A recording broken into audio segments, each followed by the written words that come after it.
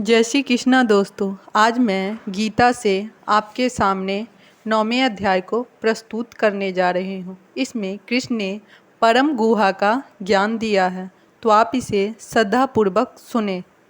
हे परंत, जो लोग भक्ति में श्रद्धा नहीं रखते, जो मुझे प्राप्त नहीं कर पाते, अतः वे इस भौतिक जगत में जन्म मृत्यु के मार्ग पर वापस आते रहते हैं। श्रद्धा विहीन के लिए भक्ति योग पाना कठिन है, यही इस श्लोक का तात्पर्य है। श्रद्धा तो भक्तों की संगति से उत्पन्न की जाती है। महापुरुषों की वैदिक प्राणों को सुनकर भी अभागे लोग ईश्वर में श्रद्धा नहीं रखते, वे झिझकते रहते हैं और श्रद्धा भक्ति में दृढ़ नहीं रहते। इस प्रकार कृष्ण भावनामृत की प्रगति में श्रद्धा मुख्य है। चैतन्य चरिमातृत्व में कहा गया है कि श्रद्धा तो यह पूर्ण विश्वास है कि परमेश्वर श्री कृष्ण ही सेवा द्वारा सारी सिद्धि प्राप्त की जा सकती है। यदि वास्तविक श्रद्धा है तो श्री भागवत में कहा गया है, वृक्ष की जड़ को सींचने से उसके डाले, टहनियाँ तथा पत्तियाँ तुष्ट होती है और अमावस्या को भोजन प्रदान करने से शरीर की सारी इंद्रियाँ तृप्त होती है। इसी तरह भगवान की दिव्य सेवा करने से सारे देवता तथा अन्य समस्त जीव सतः प्रसन्न होते हैं। अतः गीता पढ़ने के बाद मनुष्य को चाहिए कि वह गीता के इस निष्कर्ष को प्राप्त हो। मनुष्य को अन्य सारे कार्य छोड़कर भगवान कृष्ण की सेवा करनी चाहिए। यदि वह इस जीवन दर्शन से विस्वत हो जाता है तो यही श्रद्धा है। इस श्रद्धा का विकास कृष्ण भावनामृत की विधि है। कृष्ण भावना भावित व्यक्तियों की तीनों कोटियाँ हैं। तीसरी कोटि में वे लोग आते हैं जो श्रद्धा विहीन हैं। यदि ऐसे लोग ऊपर भक्ति में लगे भी रहते तो भी उन्हें सिद्ध अवस्था प्राप्त नहीं हो पाती। संभावना यही है कि वे लोग कुछ काल के बाद नीचे गिर जाते हैं। वे भले ही भक्ति में लगे हैं, किंतु पूर्ण विश्वास तथा श्रद्धा के अभाव में कृष्ण भावनामृत में उनका लगा रहना पाना कठिन है। अपने प्रचार कार्यों के दौरान हमें इसका प्रत्यक्ष अनुभव है कि कुछ लोग आते हैं और किन्हीं गुप्त उद्देश्य से कृष्ण भावनामृत को ग्रहण करते हैं, किंतु जैसे ही उनकी आर्थिक दशा कुछ सुधर जाती है कि वे इस विधि को त्याग कर पुनः पुराने ढंग पर लग जाते हैं। कृष्ण भावनामृत में केवल श्रद्धा के द्वारा ही प्रगति की जा सकती है। जहाँ तक श्रद्धा की बात है, जो व्यक्ति भक्ति साहित्य में निपुण है और जिसने दृढ़ श्रद्धा की अवस्था प्राप्त कर ली है, वह कृष्ण भावनामृत का प्रथम कोटि का व्यक्ति कहलाता है। दूसरी कोटि में वे व्यक्ति आते हैं जिन्हें भक्ति शास्त्रों का ज्ञान नहीं है, किंतु स्वतः ही उनकी दृढ़ श्रद्धा है कि वह कृष्ण भावनामृत सर्वश्रेष्ठ मार्ग है, अतः वे इसे ग्रहण करते हैं। इस प्रकार वे तृतीय कोटि के उन लोगों में श्रेष्ठतर है जिन्हें न तो शास्त्रों का पूर्ण ज्ञान है और न श्रद्धा की है, अपितु संगीत तथा सरलता के द्वारा वे उसका पालन करते हैं। तृतीय कोटि के व्यक्ति कृष्ण भावनामृत से गुमराह हो सकते हैं, किंतु द्वितीय कोटि के व्यक्ति गुमराह नहीं होते हैं। प्रथम कोटि के लोगों के गुमराह होने का प्रश्न ही नहीं उठता। प्रथम कोटि के व्यक्ति निश्चित रूप से प्रगति करके अंत में अभीष्ट फल प्राप्त करते हैं। तृतीय कोटि के व्यक्ति को यह श्रद्धा तो रहती है कि कृष्ण की भक्ति उत्तम होती है, किंतु भागवत तथा गीता जैसे शास्त्रों से उसे कृष्ण का पर्याप्त ज्ञान प्राप्त नहीं हो पाता। कभी कभी इस तृतीय कोटि के व्यक्तियों की प्रवृत्ति कर्म योग तथा ज्ञान योग की ओर रहती है और कभी कभी वे विचलित होते रहते हैं, किंतु जो ही उनका ज्ञान तथा कर्म योग का संदूषण निकल जाता है, वे कृष्ण भावनामृत की द्वितीय कोटि या प्रथम कोटि में प्रविष्ट होते हैं।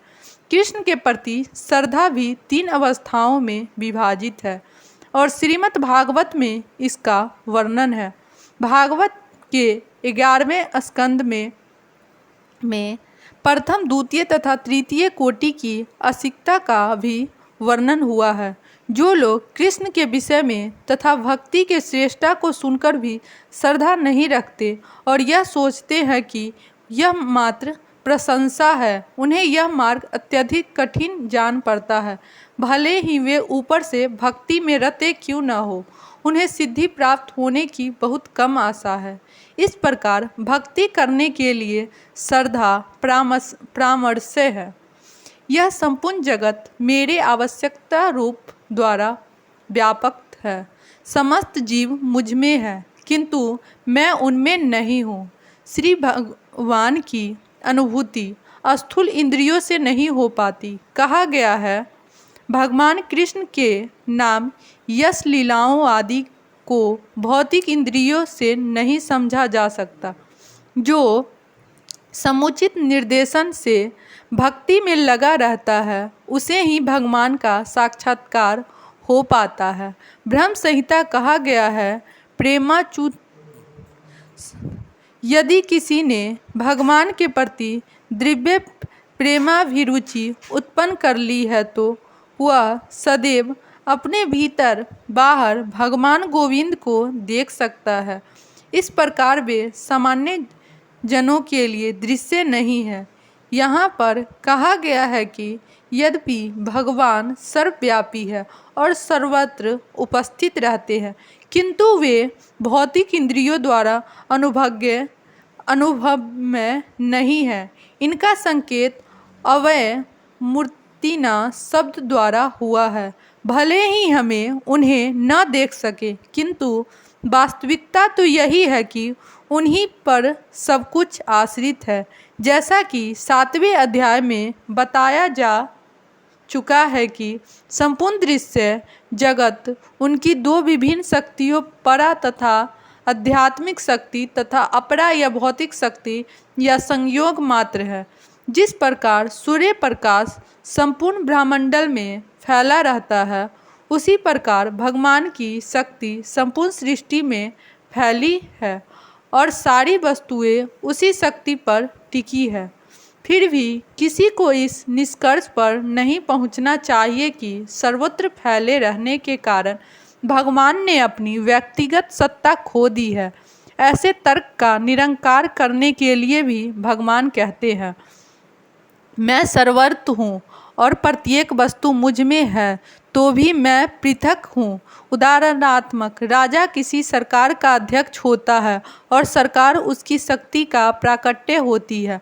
विभिन्न सरकारी विभाग राजा की शक्ति के अतिरिक्त और कुछ नहीं होते और प्रत्येक विभाग राजा की क्षमता पर निर्भर रहता है, तो भी राजा से यह आशा नहीं की जाती कि वह प्रत्येक विभाग में स्वयं उपस्थित हो। यह एक मोटा सा उदाहरण दिया गया है। इसी प्रकार हम जितने स्वरूप देखते हैं और जितनी भी वस्तुएं इस लोक में तथा परलोक में विद्यमान है, वे सब भगवान की शक्ति पर आश्रित है। सृष्टि की उत्पत्ति भगवान की विभिन्न शक्तियों के विस्तार से होती है और जैसा कि श्रीमद् भागवत में कहा गया है कि वे अपने साकार रूप के कारण अपनी विभिन्न शक्तियों के विस्तार से सर्वत्र विद्यमान है। तथापि मेरे द्वारा उत्पन्न सारी वस्तुएं मुझ में स्थिर नहीं रहती।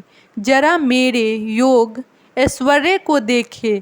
यद्यपि मैं समस्त जीवों का पालन भरता हूँ और सर्वत्र व्यापक हूँ, लेकिन मैं इस विराट अभिव्यक्ति का अंश नहीं हूँ, क्योंकि मैं सृष्टि का कारण स्वरूप हूँ।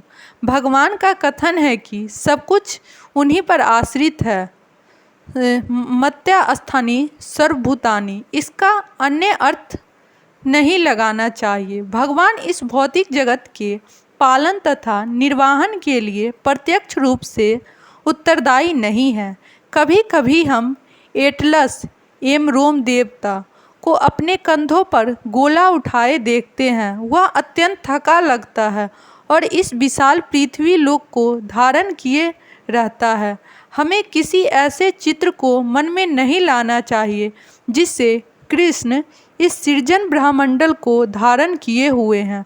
उसका कहना है कि यद्यपि सारी वस्तुएं उन पर टिकी है किंतु वे पृथक रहते हैं। सारे लोग अंतरिक्ष में तैर रहे हैं और यह अंतरिक्ष परमेश्वर की शक्ति है, किंतु वे अंतरिक्ष से भिन्न हैं, वे पृथक स्थिर हैं। अतः भगवान कहते हैं, यद्यपि ये सब रचित पदार्थ मेरी अचिंत्य शक्ति पर टिके हैं, किंतु भगवान के रूप में मैं उनके पृथक रहता हूँ। यह भगवान का अचिंत्य ऐश्वर्य है। वैदिक कोश निरुचित में कहा गया है, यचुंतहे न दुर्घटेषु कार्मेषु। परमेश्वर अपनी शक्ति का प्रदर्शन करते हुए अचिंत्य आश्चर्यजनक लीलाएं कर रहे हैं। उनका व्यक्तित्व विभिन्न शक्तियों से पूर्ण है और उनका संकल्प स्वयं एक तथ्य है। भगवान को इसी रूप में समझना चाहिए।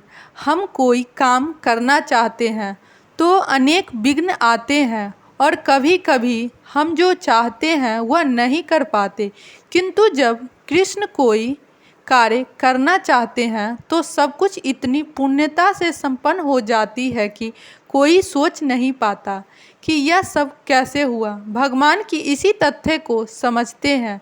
यद्यपि समस्त सृष्टि के पालन तथा धारण करता है, किंतु वे इस सृष्टि का स्पर्श नहीं करते। केवल उनकी परम इच्छा से प्रत्येक वस्तु का सृजन, धारण, पालन, संहार होता है। उनके मन और स्वयं उनमें कोई भेद नहीं है, जैसा हमारे भौतिक मन में और स्वयं हम में भेद होता है। क्योंकि वे परमात्मा है, साथ ही वे प्रत्येक वस्तु में उपस्थित रहते हैं, किंतु सामान्य व्यक्ति यह नहीं समझ पाता कि वे साकार रूप से में किस तरह उपस्थित है। वे भौतिक जगत में भिन्न है तो भी प्रत्येक वस्तु उन्हीं पर आश्रित है। यहाँ पर इसी ही योग ऐश्वर्य अर्थात भगवान की योगा शक्ति कहा गया है। जय श्री कृष्ण।